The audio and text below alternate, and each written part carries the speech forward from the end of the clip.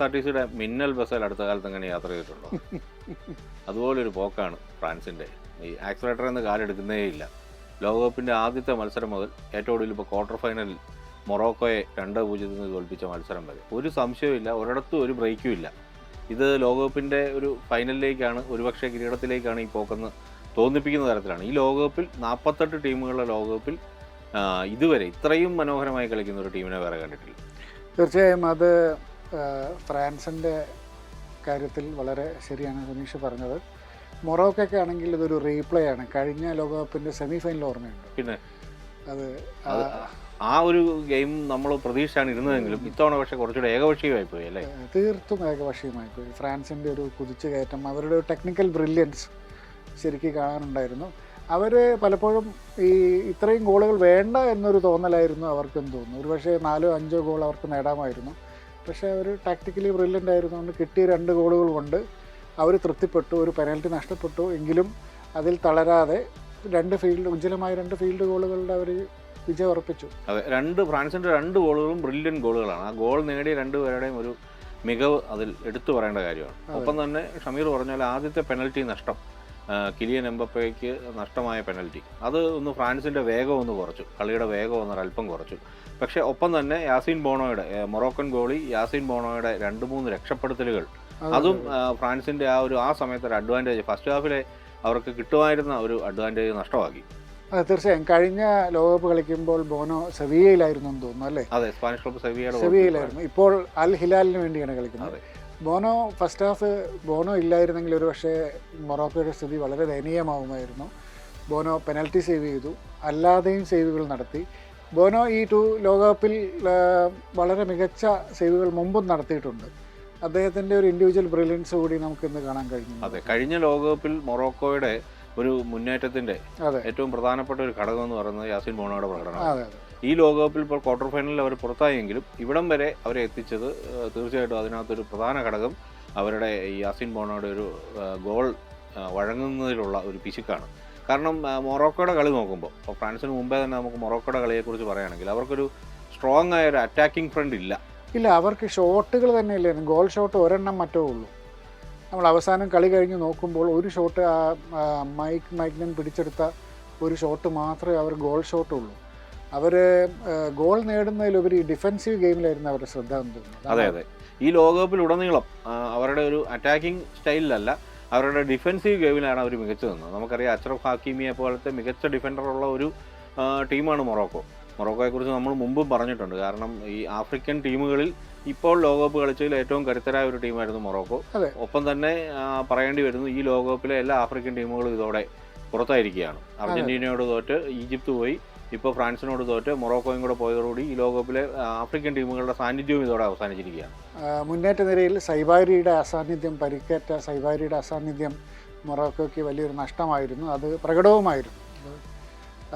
അതുകൊണ്ടുകൂടിയാവണം അവരുടെ അറ്റാക്കിംഗ് റോളുകൾ കളിച്ചവർ അത്രയും ശോഭിച്ചില്ല എന്നുകൂടി തോന്നുന്നു. അതെ അതെ, അതുകൊണ്ട് തന്നെ കളി കുറച്ച് ഏകപക്ഷീയമായി പോയി. പക്ഷെ നമുക്ക് കാണാനും ഒക്കെ ഉള്ള കാഴ്ചയ്ക്ക് സുഖകരമായ ഒട്ടേറെ ഒരു കാര്യങ്ങൾ ഈ കളിയിൽ ഉണ്ടായിരുന്നു. തീർച്ചയായും. ഞാൻ അതിനെക്കുറിച്ച് ആലോചിക്കുമ്പോൾ എനിക്ക് ഏറ്റവും പ്രത്യേകമായിട്ട് തോന്നിയ ഒരു കാര്യം പറയട്ടെ. അതായത് ഈ എംബാപ്പയുടെ 2 നിമിഷങ്ങൾ. ഒന്ന്, എംബാപ്പെ ലോകകപ്പിലെടുത്ത ഏറ്റവും ദുർബലമായ പെനൽറ്റി കിക്കായിരുന്നു. അതെ അതെ, സംശയമില്ല. കാരണം എംബപ്പെ കിക്ക് എടുത്ത ശേഷമാണ് ഗോൾ ഡൈവ് ചെയ്യുന്നത്. അത്രയ്ക്കും സ്പീഡൊക്കെ കുറഞ്ഞു, എംബപ്പയിൽ നിന്നും ഒരിക്കലും പ്രതീക്ഷിക്കാത്ത. ആ നിമിഷത്തിൽ അദ്ദേഹം എന്താണ് ആലോചിച്ചിരുന്നത് എനിക്ക് സംശയം, ഇപ്പോഴും ആലോചിക്കാനൊരു കൗതുകമുണ്ട്. എന്തായിരുന്നു ചെയ്യേണ്ടതെന്ന് ആലോചിച്ച് പെട്ടെന്നൊരു കൺഫ്യൂഷനിലായിപ്പോയ ഒരാൾ എടുത്തൊരു കിക്ക് പോലെ തോന്നി. പക്ഷേ പിന്നീട് മത്സരത്തിൻ്റെ 60-ാം മിനിറ്റ് അദ്ദേഹം ശക്തമായി തിരിച്ചു വന്ന് മനോഹരമായ ഒരു ഗോൾ നേടി. ഈ 2 നിമിഷങ്ങൾക്കിടയിൽ എംബാപ്പെ ഇന്ന് ഉജ്ജ്വലമായ ഫോമിലൊന്നും ആയിരുന്നില്ല എന്നുള്ളതും പകൽ പോലെ വ്യക്തമായിരുന്നു. നമ്മൾ കഴിഞ്ഞ ലോകകപ്പിൻ്റെ ഫൈനലിൽ 3 ഗോളുകൾ അടിച്ചു കൂട്ടിയ ഒരു എംബാപ്പെ ഓർമ്മയില്ലേ? അതിൻ്റെ 7 അയലത്തെത്തുന്ന ഒരു എംബാപ്പെ ആയിരുന്നു. പക്ഷേ എങ്കിലും അനിവാര്യമായ ആ നിമിഷത്തിൽ അദ്ദേഹത്തിൻ്റെ ഒരു വളരെ ഗംഭീരമായ ഒരു കർവിങ് ഗോൾ നമ്മൾ കണ്ടു. അത് 2 ബ്രില്യൻസ്. രണ്ട് മൊമെൻറ്റിൽ, ഒരു മൊമെൻറ്റിൽ എംബാപ്പെ പിഴച്ചുപോയി. പിഴച്ചുപോയി എന്ന് പറഞ്ഞത് ശരിയല്ല, അദ്ദേഹത്തിന് പിഴവ് പറ്റി. പക്ഷേ രണ്ടാമത്തെ മുമ്പിൽ ഒരു ബ്രില്യൻ്റായ എംബാപ്പയെ നമ്മൾ കണ്ടു. അതാണ് ഞാനും ആദ്യം പറഞ്ഞത് അത് തന്നെയാണ്. കാരണം ആ എംബാപ്പയുടെ ആ ഗോൾ എംബാപ്പയ്ക്ക് മാത്രമേ സ്കോർ ചെയ്യാൻ പറ്റുള്ളൂ. കാരണം വളരെ ഒരു ലോ ചാൻസ് ആണത്. അവിടെ അത് വലിയ ചാൻസ് ഇല്ല. തൊട്ട് മുമ്പിൽ ഒരു ഡിഫൻഡർ ഉണ്ട്. മാത്രമല്ല ഗോളി ഓൾമോസ്റ്റ് പൊസിഷനിലാണ്. അത് പക്ഷേ ആംഗിളാണ് അതിൻ്റെ പ്രത്യേകത. ആ കിക്ക് എന്ന് പറയുന്നത് ജസ്റ്റ് പോസ്റ്റിനകത്തേക്കാണ് കയറുന്നത്. അത് ഒന്ന് വളഞ്ഞ് ചെറുതായിട്ട് വളഞ്ഞ് ഒരു കേളിങ് കിക്ക്. അത് അത്രയ്ക്കും പ്രിസൈസ് ആയിട്ട് ആ കിക്ക് എടുക്കാൻ പറ്റണമെങ്കിൽ എംബാപ്പയെ പോലെ ഒരു സ്ട്രൈക്കർക്ക് മാത്രമേ സാധിക്കുള്ളൂ. വളരെ പ്രാക്ടീസ് ഉള്ള അത്രയ്ക്കുള്ള ഒരാൾക്കേ പറ്റുള്ളൂ അത്. അതുപോലെ തന്നെയായിരുന്നു ഡംബലയുടെ കാര്യം എന്ന് തോന്നുന്നു. അദ്ദേഹത്തിന് ഈ ബോസ്റ്റണിലെ ഈ സ്റ്റേഡിയവുമായിട്ട് എന്തോ ഒരു ആത്മബന്ധം ഉണ്ടെന്ന് തോന്നുന്നു. 4ാമത്തെ ഗോളാണ് ഈ സ്റ്റേഡിയത്തിൽ. അതെ അതെ അതെ, 4 ഗോൾ നേടുന്ന ഒരു, പ്രത്യേകിച്ച് ലോകകപ്പ് കളിക്കുമ്പോൾ ഒരു ഗ്രൗണ്ടിൽ 4 ഗോളുകൾ നേടുന്ന ഒരു താരം, അതും നല്ല ഗോളായിരുന്നു. എംബാപ്പയുടെ അതേപോലത്തെ തന്നെ ഒരു ഗോളാണ്. മറ്റേതൊരു കേളിംഗ് കിക്കായിരുന്നെങ്കിൽ ഇതൊരു ഗ്രൗണ്ട് ഷോട്ട് ആയിരുന്നു എന്ന് മാത്രമല്ല, അതിന്റെ ആംഗിൾ വളരെ പെർഫെക്റ്റാണ്. കാരണം യാസിൻ ബോണോ കയറി നിൽക്കുന്നു, ബോണോയ്ക്ക് വേണമെങ്കിൽ സേവ് ചെയ്യാവുന്ന ഒരു ആംഗിളാണ്. പക്ഷേ കയ്യിൽ ഉരുമി അത് കറക്റ്റ് ബോക്സിന്റെ പോസ്റ്റിന്റെ സൈഡിലൂടെ പോയി ഗോളിലേക്ക് പോകുന്നു. അത് ഒരു ഡെമ്പലെ നമുക്കറിയാം, ഡെമ്പലയുടെ ഒരു വിഷനും അറിയാം. അത് കറക്റ്റ് വിഷനുള്ള ഒരു അയാൾക്ക് മാത്രമേ അങ്ങനെ ഒരു ഗോൾ നേടാൻ പറ്റുമെന്ന് നമുക്ക് ഉറപ്പാണ്. അതെ, സമീപകാലത്ത് കണ്ട ഡെമ്പലയുടെ ഏറ്റവും മികച്ച ഫോമിലുള്ള ഒരു ഡെമ്പലെ ഗോളായിരുന്നു അത്, അല്ലേ? ഈ അടുത്ത കാലത്ത് അദ്ദേഹം മികവിന്റെ പാരമ്യത്തിൽ എത്തി നിൽക്കുന്ന ഘട്ടത്തിൽ കാണിച്ച പ്രകടനത്തോട് ചേർത്ത് വെക്കാവുന്ന ഒരു ഗോൾ. അതെ അതെ. ഒപ്പം തന്നെ മൈക്കൽ ഒലീസയുടെ പ്രകടനം നമ്മൾ പറയേണ്ടിയിരിക്കുന്നു. എനിക്ക് ഈ ലോകകപ്പിൽ ഏറ്റവും ഇഷ്ടപ്പെട്ട ഈ അധികം പരിചയമില്ലാത്ത താരങ്ങളിൽ ഒരാളാണ് മൈക്കൽ ഒലീസ്. അദ്ദേഹത്തെ എല്ലായിടത്തും കാണാം. ബോക്സ് ടു ബോക്സ് മിഡ്ഫീൽഡറാണെന്ന് സംശയിക്കും, പക്ഷേ അതേസമയം ഏറ്റവും ഫ്രണ്ടിൽ കാണാം, ബോക്സിനകത്ത് കാണാം, എതിരാളിയുടെ ബോക്സിനകത്ത് കാണാം, സ്വന്തം ബോക്സിനകത്ത് വന്ന് പന്ത് പിടിച്ചെടുത്ത് തിരിച്ച് അങ്ങോട്ട് പോകുന്നത് കാണാം, വളരെ ക്രിയേറ്റീവായ പാസുകൾ കൊടുക്കുന്നത് കാണാം, ഈ ഗോളിലേക്ക് ഷോട്ടുകൾ വായിക്കുന്നത് കാണാം. വല്ലാത്ത ഒരു ബ്രില്യൻ്റ് താരം. അതെ അതെ, സംശയമില്ല. ഈ ഫ്രാൻസിന്റെ സിനദിൻ സിദാന്റെ ഒരു പ്ലേ മേക്കർ എന്ന നിലയ്ക്ക് സിനദിൻ സിദാൻ അറിയപ്പെട്ടിരുന്നല്ലോ. സിദാന്റെ ഒരു കളിശൈലി അല്ലെങ്കിൽ പോലും ഫ്രാൻസിന്റെ ഒരു ഭാവി പ്ലേ മേക്കറാണ് ഒലീസെ, അതിൽ സംശയമില്ല. ഈ ലോകകപ്പിന് ശേഷം ഫ്രാൻസ് അറിയപ്പെടാൻ പോകുന്ന എംബപ്പെ അവിടെ ഉണ്ടെങ്കിൽ പോലും ഒരു പരിധി വരെ ഇനി ഒലീസയുടെ കാലവും കൂടിയാണ്. അതെ, തീർച്ചയായും. ലോക ഫുട്ബോളിന് കിട്ടിയ ഒരു പുതിയ പ്രതിഭ, നമുക്കൊക്കെ കാണാനും ഇഷ്ടപ്പെടാനും ആരാധിക്കാനും ഒക്കെ താല്പര്യം തോന്നുന്ന ഒരു കളിക്കാരൻ. അതേസമയം അതിൻ്റെ നാട്യങ്ങളൊന്നുമില്ലാതെ ടീമിൻ്റെ വിജയത്തിന് വേണ്ടി 90 മിനിറ്റും കളിച്ച അദ്ദേഹത്തിന് മഞ്ഞക്കാടുണ്ടായിരുന്നു കൂടി ഓർക്കണം.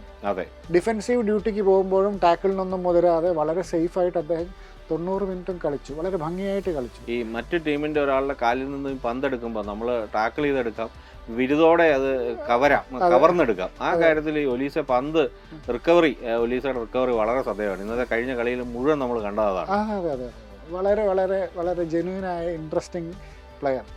ഈ ലോകകപ്പ് തുടങ്ങുന്നതിന് മുമ്പ് ഫ്രാൻസിന്റെ കോച്ച് ദിദിയെ ദഷാം പറഞ്ഞു, തുടർച്ചയായി 3ാമത്തെ ലോകകപ്പിന്റെ ഫൈനൽ കളിക്കാൻ ഞങ്ങളെ കൊണ്ട് സാധിക്കും. പക്ഷെ ഒരേ ഒരു സംശയം അന്ന് ദഷാം പറഞ്ഞുള്ളൂ, ഫൈനലിൽ അർജന്റീനയെ വിറപ്പിച്ചു വിട്ട ആ ഫ്രാൻസ് ടീമുമായിട്ട് നോക്കുമ്പോൾ ഈ ലോകകപ്പിൽ കളിക്കുന്ന ടീമിന് എക്സ്പീരിയൻസ് കുറവാണെന്നായിരുന്നു ദഷാം പറഞ്ഞത്. കാരണം പല പ്ലെയേഴ്സിനും ഒരു രാജ്യാന്തര വേദിയിൽ അധികം ഒന്നും മത്സരങ്ങൾ കളിച്ച് ശീലമില്ല. പക്ഷേ അങ്ങനെയല്ല കാണുന്നത്.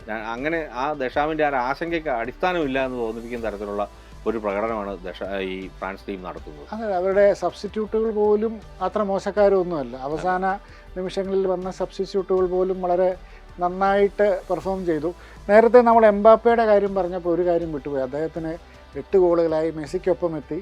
ലോകകപ്പിൻ്റെ ചരിത്രത്തിൽ 20 ഗോളുകളായി. 21 ഗോളുള്ള മെസ്സി മാത്രമേ മുന്നിലുള്ളൂ. എന്തൊരു താരമാണ് അദ്ദേഹം. അതെ, 2018 ലോകകപ്പിൽ ഫ്രാൻസ് ചാമ്പ്യന്മാരാകുമ്പോൾ ആ ലോകകപ്പിലെ മികച്ച യുവതാരമായി തെരഞ്ഞെടുക്കപ്പെട്ട ആളാണ് എംബപ്പെ. 2022 ലോകകപ്പിന്റെ ഫൈനലിൽ നമ്മൾ കണ്ടു, നമ്മൾ ഇപ്പോഴും പറഞ്ഞു, 3 ഗോൾ അടിച്ച് സകലരെ അമ്പരപ്പിച്ച് ഞെട്ടിച്ച മനുഷ്യൻ. ഇനി അങ്ങോട്ട് എംബപ്പയെ സംബന്ധിച്ചിടത്തോളം ഇനി അങ്ങോട്ട് എംബപ്പെ ഒരുപക്ഷെ ഇപ്പം തന്നെ ഈ 8 ഗോളുകളുമായി താരതമ്യം ചെയ്യുമ്പോഴും അസിസ്റ്റുകളുടെ എണ്ണം കൂടുതലായതുകൊണ്ട് എംബപ്പെ മെസ്സിക്ക് മുകളിലാണ്. അപ്പോൾ ഇനി അങ്ങോട്ടുള്ള ഇനിയുള്ള ഒരുപക്ഷെ സെമി അല്ലെങ്കിൽ ഫൈനൽ അങ്ങനെ വരുമ്പോൾ ഒരുപക്ഷെ മെസ്സി ഓവർടേക്ക് ചെയ്യാൻ പോലും സാധ്യതയുണ്ട്. അതെ, അദ്ദേഹത്തിന് സാധിക്കും, ഒരുപക്ഷെ അദ്ദേഹത്തിനെ സാധിക്കൂ എന്നാണ് ഇപ്പോഴത്തെ അവസ്ഥ. അല്ലേ, ഈ എംബപ്പയുടെ ഒരു കരിയർ അവസാനിക്കുമ്പോഴേക്കും അദ്ദേഹത്തിന്റെ ടോട്ടൽ വേൾഡ് കപ്പ് ഗോളുകൾ എത്രമാത്രം ഉണ്ടാവുമെന്ന് ഊഹിക്കാൻ പറ്റുമോ? അതെ, ഒരു പക്ഷേ വലിയൊരു ചലഞ്ചായിരിക്കും, കുറേ കാലത്തേക്ക് വലിയൊരു ചലഞ്ചായിരിക്കും. മൊറോക്കോയുടെ ഒരു യാത്രയെ കുറിച്ചുകൂടി പറയണമെന്ന് തോന്നുന്നു.